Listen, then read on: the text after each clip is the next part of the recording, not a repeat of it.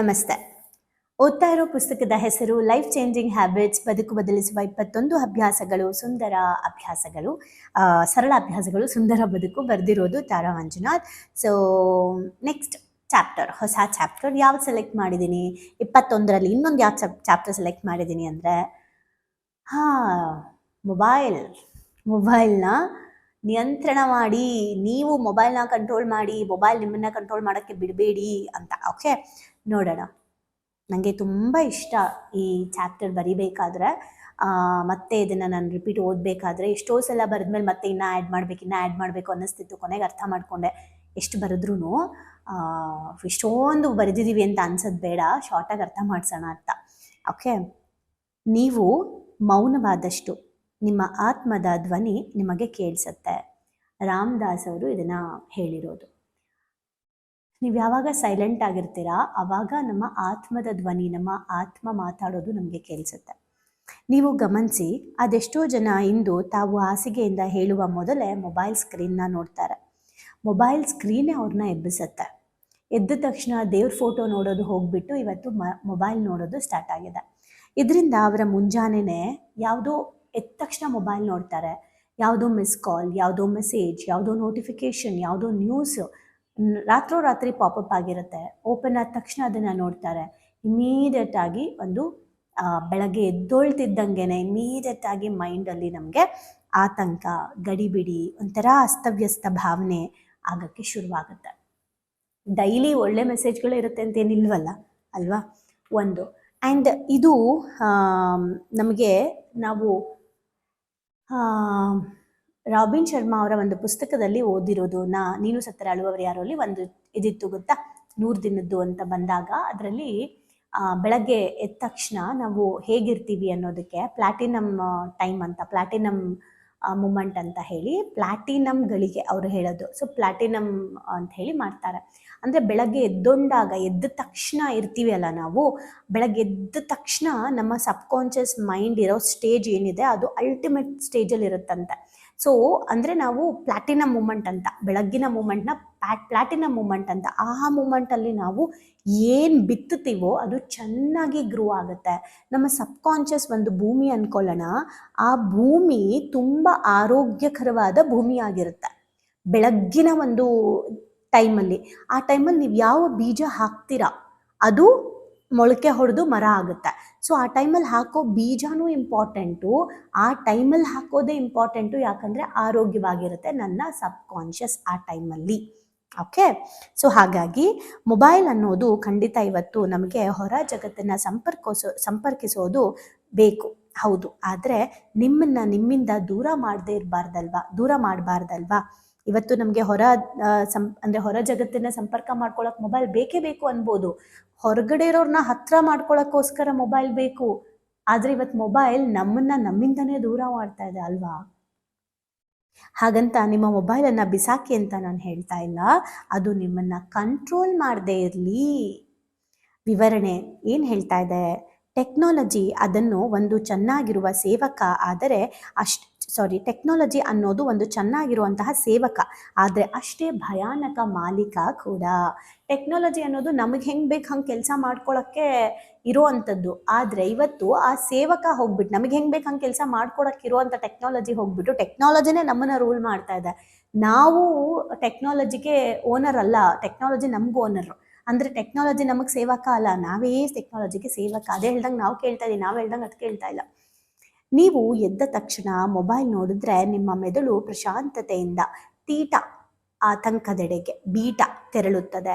ನಾವು early morning ಎದ್ದಾಗ ನಮ್ಮ ಮೈಂಡು ಆ್ಯಕ್ಚುಲಿ ತೀಟಾ ಸ್ಟೇಜಲ್ಲಿ ಇರುತ್ತೆ. ತೀಟಾ ಸ್ಟೇಜ್ ಅನ್ನೋದು ನಿಮಗೆ ಟ್ರಾನ್ಸ್ ಕರ್ಕೊಂಡು ಹೋದಾಗ ಅಥವಾ ನಿಮ್ಮ ಸಬ್ಕಾನ್ಷಿಯಸ್ ಆ್ಯಕ್ಟಿವೇಟ್ ಮಾಡಿಸ್ಬೇಕಾದ್ರೆ, ಈ ತ್ರಾಟಕ ಪ್ರಾಕ್ಟೀಸ್ ಎಲ್ಲ ಮಾಡಿದಾಗ, ಬ್ರೆತ್ ವರ್ಕ್ ಎಲ್ಲ ಮಾಡಿದಾಗ ಒಂದು ತೀಟಾ ಸ್ಟೇಜ್ಗೆ ಹೋಗುತ್ತೆ. ಅಂದರೆ ನೀವು ಧ್ಯಾನದಲ್ಲಿ ತುಂಬ ಡೀಪ್ ಆದಾಗ ಆಗುತ್ತೆ. ಅದರಲ್ಲೂ ದೀರ್ಘಕಾಲ ಯೋಗ ನಿದ್ರೆ ಇವೆಲ್ಲ ಮಾಡಿದಾಗ ಬರುತ್ತೆ. ರಾತ್ರಿ ಮಲಗಿ ಬೆಳಗ್ಗೆ ಎದ್ದಾಗ ಮೈಂಡ್ ತೀಟಾ ಸ್ಟೇಜಲ್ಲಿ ಇರುತ್ತೆ.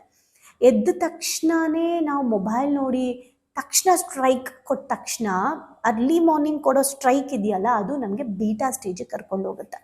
ಸೊ ನಮ್ಮ ನರ್ವ್ ಸಿಸ್ಟಮ್ ಏನಿದೆ ಅದು ರೀಲ್ಸ್ಗಳನ್ನ ನೋಡ್ತಾ ನೋಡ್ತಾ ಡೊಪೋಮೈನ್ ಪ್ರತಿಕ್ರಿಯಾತ್ಮಕವಾಗಿ ಬಲೆಗೆ ಸಿಗಾಕೊಂಡ್ಬಿಡುತ್ತೆ. ಡೊಪೋಮೈನ್ ಅನ್ನೋದು ಹ್ಯಾಪಿ ಹಾರ್ಮೋನ್ಸ್, ಅದು ನಮ್ಮ ದೇಹದಲ್ಲಿ ರಿಲೀಸ್ ಆಗಬೇಕು, ಯಾಕಂದರೆ ನಾವು ಸಂತೋಷವಾಗಿರಬೇಕು. ಆದರೆ ಏನಾಗುತ್ತೆ, ಆ ಡೊಪೋಮೈನ್ನು ಒಂದು ರೀತಿ ಅಡಿಕ್ಷನ್ ಆಗಿಬಿಡುತ್ತೆ. ತಕ್ಷಣದ ಖುಷಿ ಕೊಡುತ್ತಲ್ಲ, ಸಿಗಾಕೊಂಡ್ಬಿಡುತ್ತೆ. ಡೊಪೋಮೈನ್ ರಿಲೀಸ್ ಆದ ತಕ್ಷಣ ನಮಗೆ ತಕ್ಷಣ ಖುಷಿ ಆಯಿತು, ನಿದ್ದೆಗಣ್ಣಲ್ಲೇ ಹಿಂಗೆ ಮಾಡಿ ರೀಲ್ಸ್ ನೋಡಿ ಅದು ಡೊಪೋಮೈನ್ಗೆ ನಾಳೆ ಬೆಳಗ್ಗೆ ಆಗ್ತಿದ್ದಂಗೆ ಈಗ ನಿಮ್ಮ ಒಳಗಡೆಯಿಂದಾನೇ ಡೊಪೋಮೈನ್ ರಿಲೀಸ್ ಆಗಕ್ಕೆ ಕಾಯ್ತಾ ಇರುತ್ತೆ. ಓಕೆ, ಸೊ ನಮಗೆ ಪ್ರಾಕ್ಟೀಸ್ ಆಗಿಬಿಡುತ್ತೆ. ಅದಕ್ಕೆ ಅರ್ಲಿ ಮಾರ್ನಿಂಗ್ ಭಾಳ ಇಂಪಾರ್ಟೆಂಟ್. ನಾವು ಯಾವ ಬೀಜ ಬಿತ್ತುತ್ತೀವಿ. ನರವಿಜ್ಞಾನದ ಪ್ರಕಾರ, ನ್ಯೂರೋಲಿಂಗ್ವಿಸ್ಟಿಕ್ ಪ್ರೋಗ್ರಾಮ್ಸ್ ಪ್ರಕಾರ, ನ್ಯೂರಾನ್ಸ್ ಬಗ್ಗೆ ತಿಳ್ಕೊಂಡಿರೋ ಹಾಗೆ ಪದೇ ಮೊಬೈಲ್ ಪರೀಕ್ಷಿಸೋದು ದೇಹದಲ್ಲಿ ಡೊಪಮೈನ್ ಮಟ್ಟನ ಏರಿಕೆ ಮಾಡುತ್ತೆ. ನೀವು ನೋಡಿ, ತುಂಬ ಜನ ಏನು ಬೇಡ, ನಿಮ್ಮನ್ನೇ ಅಬ್ಸರ್ವ್ ಮಾಡಿ, ಯಾರಿಗಾದರೂ ಕಾಯ್ತಾ ಇರ್ತೀರಾ ಅಂದ್ಕೊಳ್ಳಿ, ಬಸ್ ಸ್ಟಾಪಲ್ಲಿ ಕೂತಿರ್ತೀರಾ ಅಂದ್ಕೊಳ್ಳಿ, ಯಾರೂ ನಿಮ್ಮನ್ನು ಮಾತಾಡಿಸ್ತಿಲ್ಲ ಅಂದ್ಕೊಳ್ಳಿ ಒಂದು ಫಂಕ್ಷನಲ್ಲಿ, ಅಥವಾ ನೀವು ಯಾವುದೋ ಫಂಕ್ಷನ್ಗೆ ಹೋಗಿದ್ರೆ ಅಲ್ಲಿ ಯಾರೂ ನಿಮಗೆ ಗೊತ್ತಿಲ್ಲ ಅಂದ್ಕೊಳ್ಳಿ, ಏನು ಮಾಡ್ತೀರಾ? ಮೊಬೈಲ್ ನೋಡ್ತೀರಾ ತಾನೇ? ಕರೆಕ್ಟ್. ಆ್ಯಂಡ್ ನಾನು ಯಾಕೆ ಇದನ್ನು ಹೇಳ್ತಾ ಇದ್ದೀನಿ ಅಂದರೆ, ನನ್ನ ಮೊಬೈಲು 80% ಕಾರಲ್ಲಿ ಇರುತ್ತೆ, ಡ್ಯಾಶ್ ಬೋರ್ಡಲ್ಲಿ ಅಥವಾ ಬ್ಯಾಗಲ್ಲಿರುತ್ತೆ.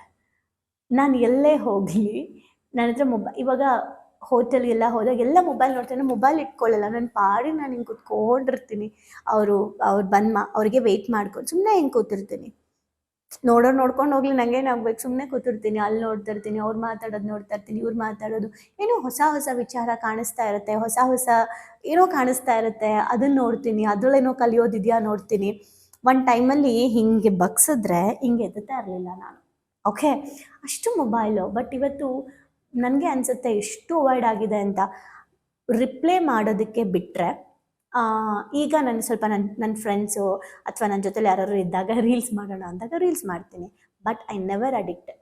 ಅಂದರೆ ನಾವು ಏನು ಮಾಡೋದು ತಪ್ಪಲ್ಲ, ಆದರೆ ಏನನ್ನು ಎಷ್ಟು ಮಾಡಬೇಕು, ಎಷ್ಟು ಮಾಡಬಾರ್ದು, ಆ್ಯಂಡ್ ಅದು ನಮ್ಮನ್ನು ಕಂಟ್ರೋಲ್ ಮಾಡ್ತಾ ಇದೆಯಾ ಅಥವಾ ನಾವು ಅದನ್ನು ಕಂಟ್ರೋಲ್ ಮಾಡ್ತಾ ಇದ್ದೀವ ಅನ್ನೋ ಪ್ರಜ್ಞೆ ಇಟ್ಕೊಂಡು ನೀವು ಏನು ಮಾಡಿದ್ರು ತಪ್ಪಲ್ಲ. ಬಟ್ ಅದು ಅತಿ ಆಗಬಾರ್ದು. ಬೇರೆ ದಾರಿ ಇಲ್ಲ, ಬೋರ್ ಆಗ್ತಿದೆ ಮಾಡು, ಬೇಜಾರಲ್ಲಿದ್ದೀನಿ ಮಾಡು, ಏನಂತಾರೆ, ಏನು ಮಾಡೋಕ್ಕೆ ಕೆಲಸ ಇಲ್ಲ ಮಾಡು ಅಂತ ಮಾಡೋದಲ್ಲ. ಅದು ಒಂದು ಸೆಲೆಬ್ರೇಷನ್. ಅದು ಎಲ್ಲ ಟೆಕ್ನಾಲಜಿ ಏನು ಕಂಡುಹಿಡಿದರೆ ಎಲ್ಲರೂ ಒಳ್ಳೇದಕ್ಕೇ. ಈಗ ನೀವು ಒಂದು ರೀಲ್ಸ್ ಮಾಡ್ತೀರಾ ಅಂದ್ಕೊಳ್ಳಿ, ಏನು ಆ ಸಾಂಗಿಗೆ ನಿಮ್ಮ ಎಕ್ಸ್ಪ್ರೆಷನ್ಸ್ ಕೊಡ್ತೀರಾ, ಯಾಕಂದರೆ ರೀಲ್ಸಿಂದ ಜೀವನ ಕಟ್ಕೊಂಡಿರೋರು ತುಂಬ ಜನ ಇದ್ದಾರೆ. ಯಾವುದು ತಪ್ಪಲ್ಲ, ಬಟ್ ನೀವು ಅದನ್ನು ಹೇಗೆ ನೋಡ್ತೀರಾ ಅನ್ನೋದು ಮ್ಯಾಟ್ರ್ ಆಗುತ್ತೆ. ನೀವು ಅದನ್ನು ಹೇಗೆ ಕಂಟ್ರೋಲ್ ಮಾಡ್ತೀರಾ.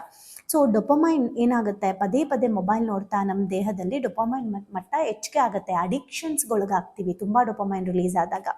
ಅದೇ ಚಟ ಆಗಿಬಿಟ್ಟು ಅದೇ ಚಟ ಆಗಿಬಿಟ್ಟು ಹವ್ಯಾಸ ಆಗಿಬಿಡುತ್ತೆ, ನಮಗೆ ಅಡಿಕ್ಷನ್ ಆಗಿಬಿಡುತ್ತೆ. ಸೊ ನಾವು ಭಾವನಾತ್ಮಕವಾಗಿ ನಮ್ಮನ್ನು ಕುಗ್ಗಿಸುತ್ತೆ. ಮೊಬೈಲ್ ಇಲ್ಲ ಅಂದರೆ ನಮಗೆ ಬದುಕೋಕೆ ಆಗಲ್ಲ, ಆ ಸ್ಥಿತಿಗೆ ಹೋಗ್ಬಿಡ್ತೀವಿ, ಕೈ ಕಟ್ಟ ಹಾಕ್ದಂಗೆ ಆಗಿಬಿಡುತ್ತೆ. ಎಕ್ಸಾಂಪಲ್, ರೀಸೆಂಟಾಗಿ ನನ್ನ ಹಸ್ಬೆಂಡ್ ಮೊಬೈಲ್ ಕೆಳಗಡೆ ಬಿದ್ದು ಹೊಡೆದೋಯ್ತು. ಸೊ ಅದು ಸರಿ ಮಾಡೋಕ್ಕೆ ಅಂತ ಕೊಟ್ಟರು, ಸರಿ ಹೋಗುತ್ತೆ ಅಂತ ಅಂದರು. ಸೊ ಸರ್ವಿಸ್ ಸೆಂಟ್ರಿಗೆ ಕೊಟ್ಬಿಟ್ಟು ಬಂದರು. ಅವ್ರು 2 days ಅಂತ ಹೇಳಿದ್ರು. ಓಕೆ, ಸೊ ನಂದು ಇನ್ನೊಂದು ಮೊಬೈಲ್ ಇದೆ ಮನೆ ಮೊಬೈಲು, ನಂದಂದರೆ ಮನೆಗೊಂದು ಮೊಬೈಲು.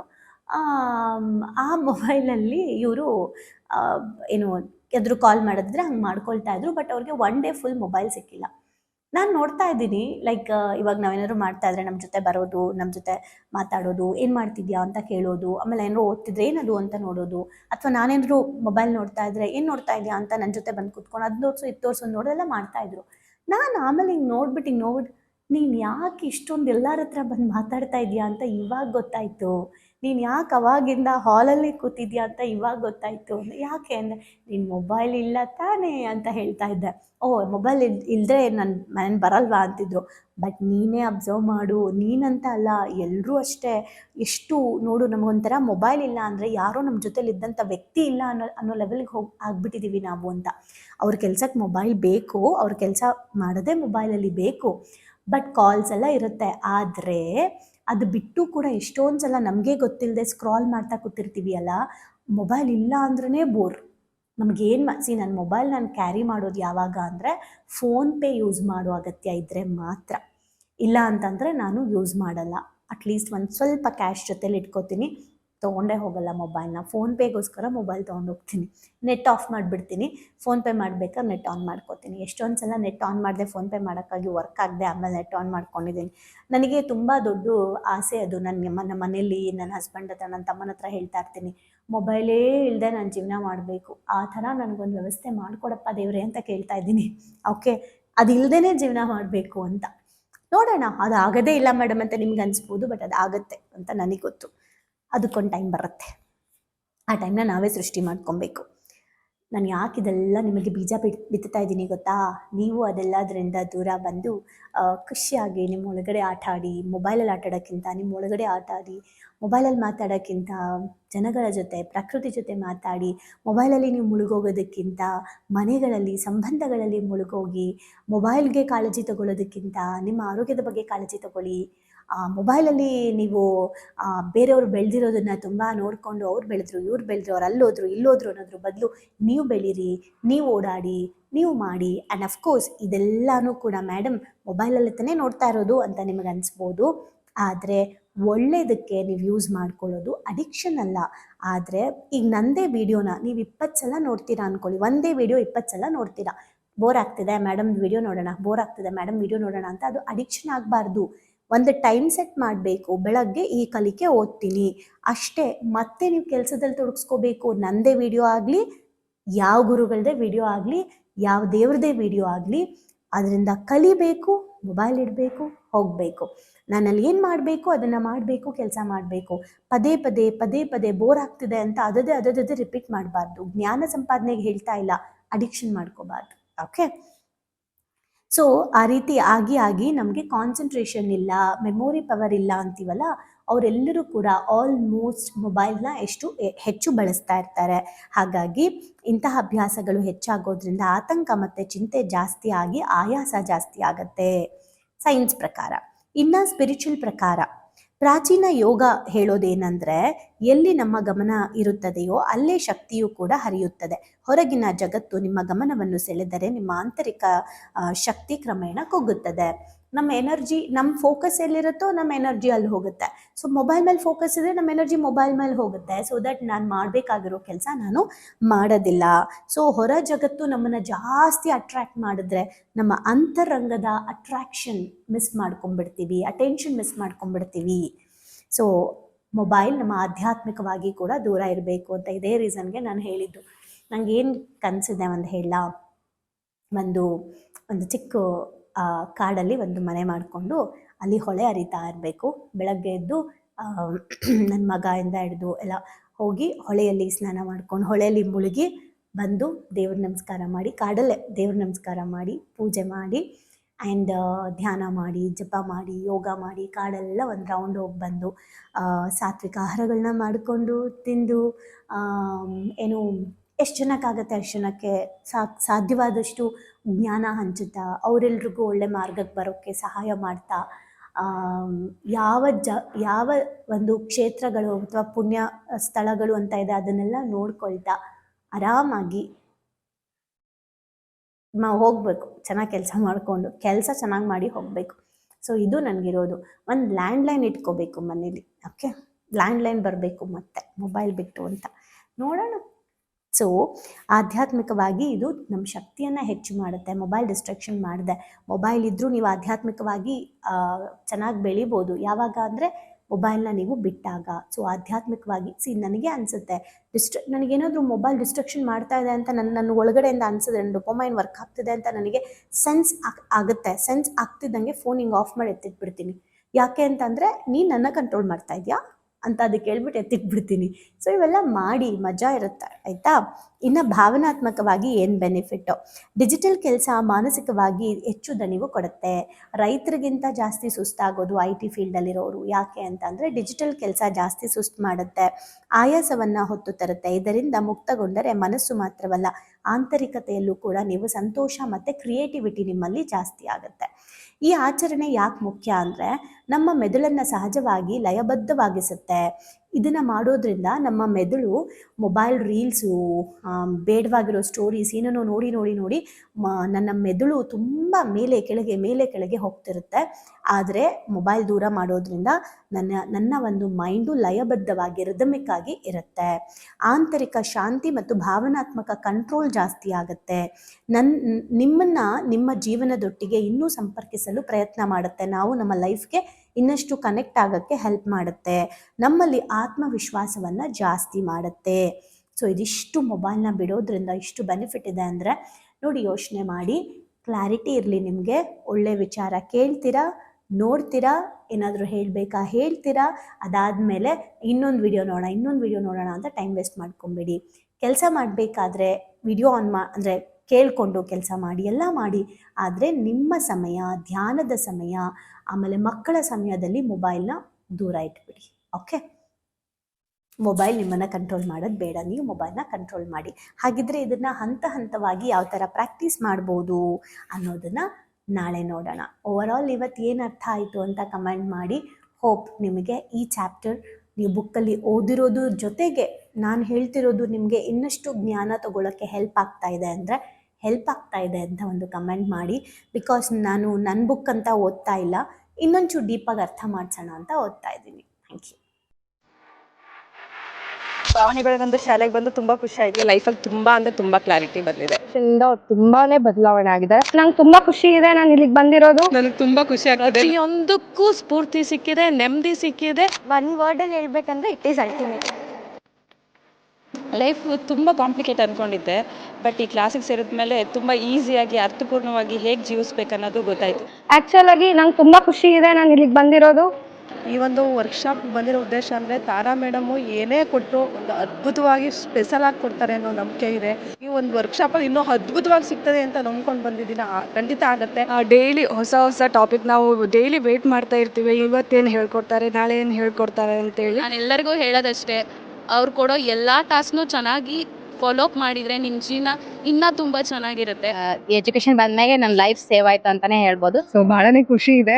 ನಮ್ಮನ್ನ ನಾವು ಟ್ರಾನ್ಸ್ಫಾರ್ಮ್ ಮಾಡ್ಕೊಂಡು ಈ ಹ್ಯಾಬಿಟ್ಸ್ ಎಲ್ಲ ನಾವು ಇನ್ಸ್ಟಾಲ್ ಮಾಡ್ಕೊಂಡ್ರೆ ನಮ್ಮ ಲೈಫ್ ಖಂಡಿತವಾಗ್ಲೂ ಸಕ್ಸಸ್ಫುಲ್ ಆಗುತ್ತೆ ಅಂತ ಅಂದ್ಬಿಟ್ಟು. ಸೊ ನಿಮ್ಮ ಲೈಫ್ ಚೇಂಜಿಂಗ್ ಟ್ರಾನ್ಸ್ಫಾರ್ಮೇಶನ್ ಅಂತ ಅಂದ್ರೆ ಇದಕ್ಕೆ Emojim is the most and main ಕಾರಣ ಅಂತಾನೆ ಹೇಳ್ತೀನಿ. ಎಕ್ಸ್ಪ್ರೆಸ್ ಮಾಡ್ಬೇಕಂದ್ರೆ ಒಂದು ವರ್ಡ್ ಅದು ಭಾಳ ಚಿಕ್ಕದಾಗತ್ತೆ. ಅದು ಏನಂತಂದ್ರೆ ಥ್ಯಾಂಕ್ ಯು ಅನ್ನೋಂಥ ವರ್ಡ್ ಮಾತ್ರ ನಾನು ಎಕ್ಸ್ಪ್ರೆಸ್ ಮಾಡ್ಬೋದು.